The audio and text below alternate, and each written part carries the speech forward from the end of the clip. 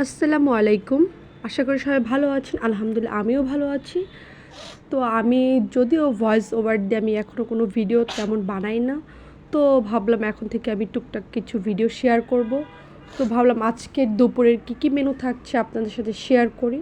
তো এখানে যা আমি রান্না করব সব কিছু আমি গুছিয়ে নিয়েছি। তো একটা করে রান্না করব।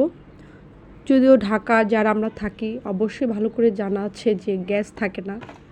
তো আমার এখন কারেন্টের চুলাও আছে, গ্যাসও আছে, দুইটাই দিয়ে আমি এখন রান্না করব, বাজে প্লাস 2টা।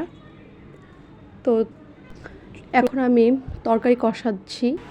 এখানে আমি চিংড়ি মাছ দিয়ে ডাঁটা দিয়ে রান্না করব। তো এর জন্য আমি এটা কষিয়ে নিচ্ছি ভালোভাবে।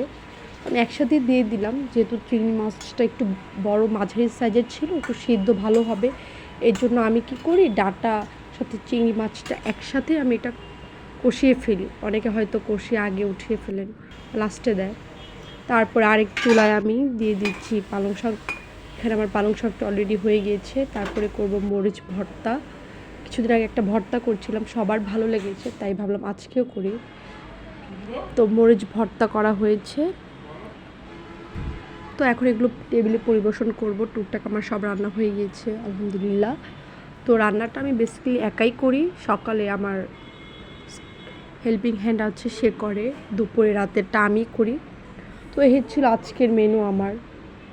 দেখতেই পাচ্ছেন আলহামদুলিল্লাহ সব কিছু আমার রান্না হয়েছে। এই মাছটা আমার মাঝে মধ্যে আমি এটা খাই, আমার ভালোই লাগে। তো মিষ্টি কুমড়া ভেজেছি, যদি একটু বেশি ভাজা হয়েছে। চিংড়ি মাছ দিয়ে ডাঁটা দিয়ে রান্না করেছি, মরিচ ভর্তা। এইটাকে চাপিলা মাছ বলি আমরা, তো ওই চাপিলা মাছটা। এই ছিল আজকের মেনু আমার।